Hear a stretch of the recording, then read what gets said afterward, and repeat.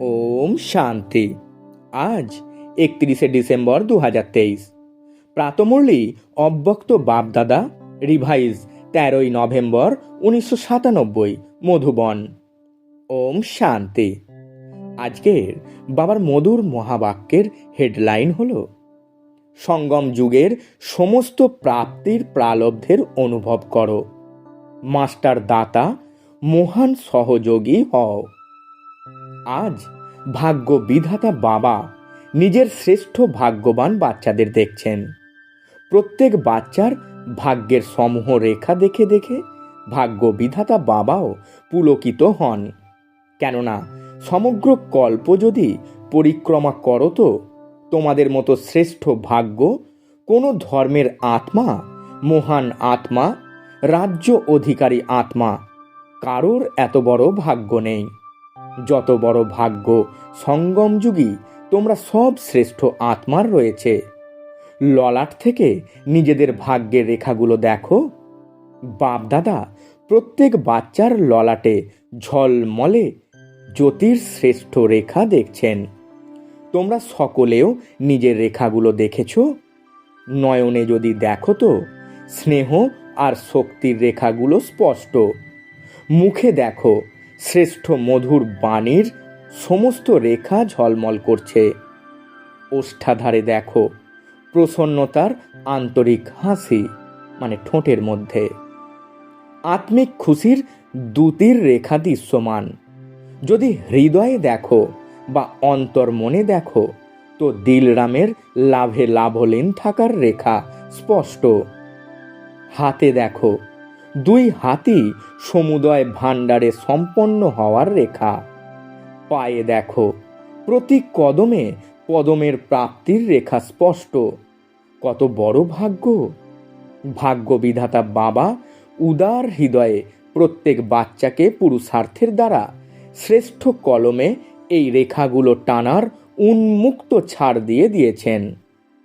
রেখা যতটা লম্বা টানতে চাও ততটা টানতে পারো, কিন্তু সময়ের মধ্যে। যার যতটা লম্বা রেখা টানার আছে সে নিজেই টানতে পারো। বাবা তোমাদের হাতে কলম দিয়েছেন, তো সেই রেখা টানতে জানো তোমরা? টেনেছ নাকি টানতে জানো না? সবাই জানো তোমরা? তখন সকল বাচ্চা বলছেন, হ্যাঁ বাবা। বাবা বলছেন, খুব ভালো। দেখো এখানের ভাগ্যের রেখা তোমাদেরকে সমগ্র কল্পেও শ্রেষ্ঠ বানায়। 21 জন্ম সদা সম্পন্ন এবং খুশি থাকার রেখা তো চলতেই থাকে। আর দাপর কলিযুগেও তোমাদের পূজ্য হওয়ার রেখা শ্রেষ্ঠই থাকে। সুতরাং এই সময়ের ভাগ্যের রেখা সারা কল্প সদা সাথে সাথে চলতে থাকে। কেননা অবিনাশী বাবার অবিনাশী রেখা তো সদা নিজের শ্রেষ্ঠ ভাগ্যের রেখা স্মৃতিতে থাকে। থাকে তো বটেই, কিন্তু কখনো ইমার্জ থাকে, কখনো মার্জ থাকে, নাকি সর্বদাই ইমার্জ থাকে? এই ব্যাপারে হাত কম উঠছে। দেখো যেন সদা ইমার্জ থাকে। ইমার্জ থাকার লক্ষণ হলো পুরানো সব স্মৃতি, পুরানো সংস্কারের সমস্ত রেখা মার্জ হয়ে যায়। কখনো পুরানো রেখার সংস্কারের রেখা কিংবা পুরানো বিষয়ের স্মৃতির রেখা ইমার্জ যেন না হয়, মার্জ হবে। আর মার্জ থাকতে থাকতে যেন সমাপ্ত হয়ে যায়। যেখানে শ্রেষ্ঠ ভাগ্যের রেখা ইমার্জ থাকে সেখানে পুরানো রেখা ইমার্জ হওয়া অসম্ভব। যদি হয় তাহলে এটা প্রমাণ হয় যে শ্রেষ্ঠ ভাগ্যের রেখা সদা ইমার্জ থাকে না। সুতরাং কি মনে করো, এত শ্রেষ্ঠ ভাগ্যের রেখা ইমার্জ হওয়া উচিত নাকি মার্জ হওয়া? বাপদাদা বর্তমান সময়ে এখন এই সঙ্গম যুগের সমস্ত প্রাপ্তির পালব্ধের রূপে সব বাচ্চাকে দেখতে চান। বহু সময় ধরে পুরুষার্থ করেছ, এখন পুরুষার্থ আপনা থেকেই হওয়া উচিত। পুরুষার্থ পরিশ্রমের হওয়া উচিত নয়। তোমরা কি অন্ত পর্যন্ত পুরুষার্থের জন্য পরিশ্রম করতে থাকবে? সঙ্গম যুগের সমূহ প্রাপ্তির প্রালব্ধের অনুভব এখন যদি না করো তো কবে করবে? ভবিষ্যতের প্রালব্ধ আলাদা জিনিস, সেটা তো তোমাদের এই পুরুষার্থের প্রালব্ধের প্রতিমূর্তি। তা তো তোমাদের পিছনে পিছনে নিজেই আসবে। কিন্তু বিশেষ ব্যাপার হলো এই সময়ের প্রালব্ধ প্রাপ্ত করার। এরকম নয়, কেউ জিজ্ঞাসা করলো কেমন আছেন, কি খবর, তখন এটা বলো না যে এখনো পর্যন্ত পুরুষার্থ চলছে। পুরুষার্থ তো আছেই, কিন্তু এখন পুরুষার্থের প্রালব্ধ অনুভব করো। সেই প্রালব্ধ হলো সর্বশক্তি সম্পন্ন, সর্বজ্ঞান সম্পন্ন, সর্ববিঘ্ন বিনাশক মূর্তিরূপ। এখানের এই প্রালব্ধ ভবিষ্যতে আপনা থেকেই প্রাপ্ত হবে। যেরকম ভবিষ্যতে শুধু প্রালব্ধ থাকে, পুরুষার্থ অবলুপ্ত হয়, ঠিক সেই রকমই এখন অবশিষ্ট সময়ে প্রালব্ধ স্বরূপের বিশেষ অনুভব করো। যদি প্রালব্ধ বলছো তো প্রালব্ধ পুরুষার্থেরই হয়। পুরুষার্থ করেছ তো সেই পুরুষার্থ অনুসারেই প্রালব্ধের অনুভব করতে পারবে। কিন্তু বাপদাদা বাচ্চাদের থেকে কি চান? তোমরা জিজ্ঞাসা করো তো না যে বাপদাদা আমাদের থেকে কি চান? তো বাপদাদা তোমাদের কাছ থেকে এটাই চান, এখন অল্প সময়ের জন্য পুরুষার্থের প্রালব্ধ স্বরূপ হয়ে যাও। হতে পারো নাকি পুরুষার্থের পরিশ্রম ভালো লাগে? প্রালব্ধ প্রাপ্ত হবে তোমরা। এখন পুরুষার্থ করছি, পুরুষার্থ হয়ে যাবে, করে দেখাবো, এই সব শব্দের অবসান হওয়া উচিত। কি করে দেখাবে? দেখাও। আর কবে দেখাবে? তোমরা কি বিনাশের সময় দেখাবে? এর সহজ বিধি হলো মাস্টার দাতা হও। বাবার থেকে নিয়েছো আর নিতেও থাকো, কিন্তু আত্মাদের থেকে নেওয়ার ভাবনা রেখো না। এটা করুক তাহলে এই রকম হবে, এ বদলে গেলে তবে আমিও বদলে যাব, এসব নেওয়ার ভাবনা। এই রকম হলে তবে এই রকম হবে, এগুলো সবই নেওয়ার ভাবনা। এই রকম হোক নয়, এই রকম করে দেখাতে হবে। যদি হয় তাহলে এটা নয়, বরং হতেই হবে, আর আমাকে করতে হবে। আমাকে ভাইব্রেশন দিতে হবে, আমাকে দয়াবান হতে হবে, আমাকে গুণের সহযোগ দিতে হবে, আমাকে সমস্ত শক্তির সহযোগ দিতে হবে। মাস্টার দাতা হও। যদি নিতেই হয় তাহলে এক বাবার থেকে নাও, যদি অন্য আত্মাদের থেকেও পাও তাহলে বাবার দেওয়াই পাবে। সুতরাং দাতা হয়ে উদার চিত্ত হও, দিতে থাকো। কিভাবে দিতে হয় জানো তোমরা, নাকি শুধু নিতেই জানো? এখন যা জমা করেছো তা দাও। ব্রাহ্মণ আত্মারাও নিজেদের মধ্যে দাতা হও। তাছাড়া যদি দাও তো আমি দিই, এটা নয়, আমাকে দিতে হবে। ভাণ্ডার আছে তোমাদের কাছে, পরিপূর্ণ আছে, গুণে পরিপূর্ণ আছে, শক্তিতে পরিপূর্ণ আছে। আছে তো দাও না কেন? নিজের জন্য কি লুকিয়ে রাখছো? যখন ভাণ্ডারে সম্পূর্ণ হয়েছে তো দিতে থাকো।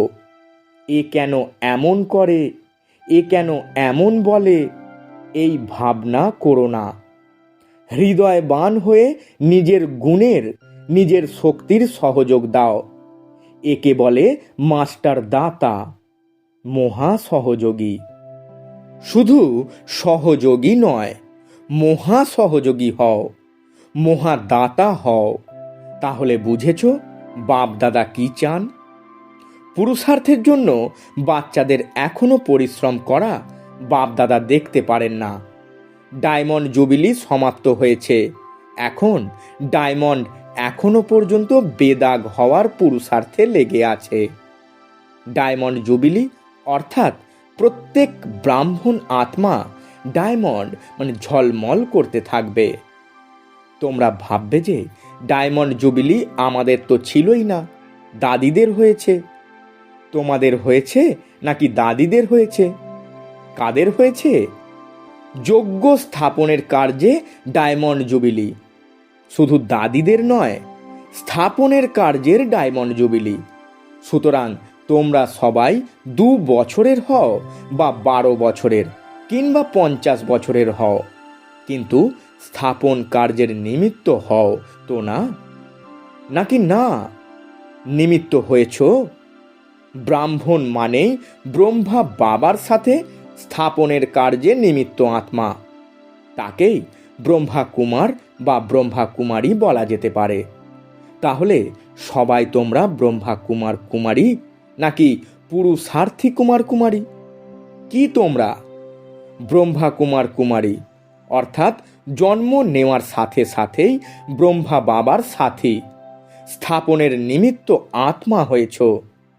সুতরাং এমন ভেবো না আমরা তো এখন ছোট, কিন্তু সময় অনুসারে যখন সময় প্রাপ্তির কাছাকাছি চলে এসেছে, তখন ছোটদের, নূতনদের এত তীব্র পুরুষার্থ করতে হবে।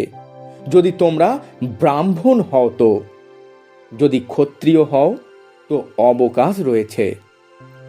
কিন্তু যদি তোমরা ব্রাহ্মণ বলে থাকো, তাহলে যে ব্রাহ্মণ সেই দেবতা, যে ক্ষত্রিয় সেই ব্রাহ্মণ বলা হয় না।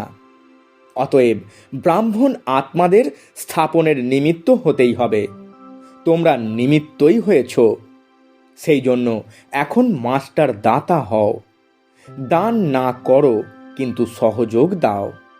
ব্রাহ্মণ ব্রাহ্মণকে দান করতে পারে না, সহযোগ দিতে পারে। তো বাবা কি বলবেন? মহাদাতা আর মহা সহযোগী হও।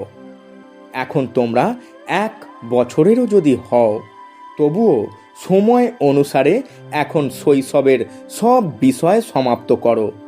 কেননা সব বাচ্চা বানপ্রস্থ অবস্থার নিকটে আছো। সময়ের গতি অনুযায়ী, ড্রামার নিয়ম অনুযায়ী এখন সকলের বানপ্রস্থ অবস্থার নিকটে। বাপদাদা জানেন যে বাচ্চাদের বাবার প্রতি গভীর স্নেহ রয়েছে। গভীর স্নেহ আছে তো না? নাকি উপর উপর স্নেহ আছে? হৃদয়ের স্নেহ আছে, তবেই তো ছুটে এসেছো না? দেখো, অসীম হলে অসীম জগতের বাবার বাচ্চারা অসীম রূপে বিরাজমান। এই হল ভালো লাগে তো না? নাকি দূরে মনে হয়? দেখো, বসার ক্ষেত্রে দূর, কিন্তু বাপ দাদা নিজের হৃদয়ের অনেক বড় স্ক্রিনে তোমরা সব দূরে বসে থাকা বাচ্চাদের অতি নিকটে দেখছেন। দূরে দেখছেন না। বাপদাদার হৃদয় স্ক্রিন অনেক বড়। এখনো পর্যন্ত সায়েন্সের ওরাও এত বড় বার করতে পারেনি। সেই জন্য তোমরা বসে নেই, বাপদাদার হৃদয়ে বসে আছো।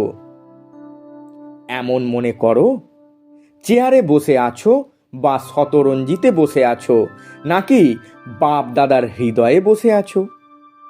দৃশ্য তো খুব সুন্দর, ভালো লাগছে। ফুল হয়েছে, ভর্তি হয়েছে।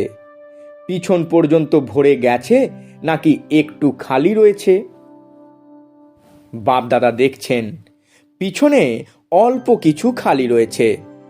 দেখো, বাপ দাদা তোমাদের একটা কাজ দিয়েছিলেন, তোমরা ভুলে গিয়ে থাকবে, কিন্তু বাপ দাদার মনে আছে। কোন কাজ দিয়েছিলেন? ক্রোধ মুক্ত হওয়ার কাজ। আজ বাবা সেই বিষয়ে জিজ্ঞাসা করবেন না। প্রথম চান্স নিয়েছো তো না? তাই তো আজ ক্রোধ মুক্ত হওয়ার বিষয়ে যদি জিজ্ঞাসা করেন, তাহলে তোমরা নিরুৎসাহ হয়ে যাবে। রেজাল্ট বাপ দাদার জানা আছে। বাবা পরে জিজ্ঞাসা করবেন, তোমাদেরকেও ওখান থেকে রেজাল্ট আনতে বলবেন। আজ ছেড়ে দিচ্ছেন, তোমাদের কাজ দেওয়া হয়েছিল যে তোমরা 9 লাখ তৈরি করে দেখাও। মনে আছে প্রতিটা জনকে বলা হয়েছিল?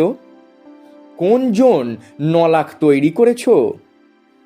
বাংলা আর বিহারের সেবার টান। বাপদাদা জিজ্ঞাসা করছেন, তো বাংলা আর বিহার 9 লাখ তৈরি করেছ? চুপ করে রয়েছে, কিছু বলছে না। চলো, কেবল একটি জন নয়, সকল জন, দেশ বিদেশের সবাই মিলে 9 লাখ তৈরি করেছ? বিদেশের বাচ্চারা বলো, 9 লাখ হয়েছে? বাপদাদা তো নিজের ডেট ফিক্সড করে থাকেন, আর সেই ফিক্সড ডেটেই আসেন।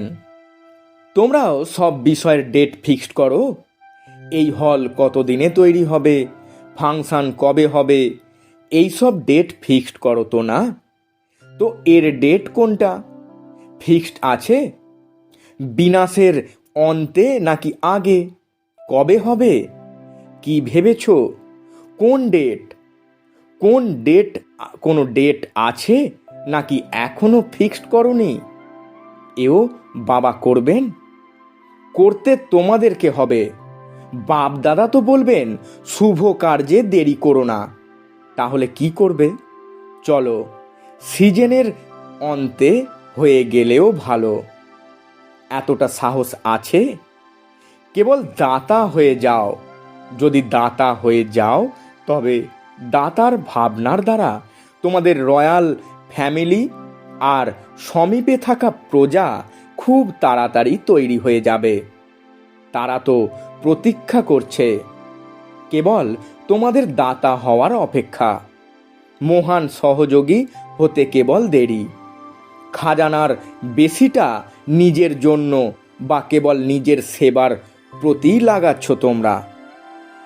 নিজের সেবার ডিউটিতেই বেশি সময় ব্যয় করছো। মহান দাতা হয়ে, অসীম জগতের দাতা হয়ে, ওয়ার্ল্ডের গোলকের উপরে দাঁড়িয়ে অসীম জগতের সেবাতে ভাইবেশন ছড়িয়ে দাও। বিশ্ব রাজন হতে হবে, কেবল জোনের কিংবা নিজের ডিউটিজ এর সার্কেলের রাজা নয়। বিশ্ব কল্যাণকারী তোমরা। এখন অসীমে যাও। অসীমে গেলে সীমিত সকল বিষয় সত্যই সমাপ্ত হয়ে যাবে। মনোবল হলো অত্যন্ত শ্রেষ্ঠ বল, তাকে তোমরা ইউজ করছো না।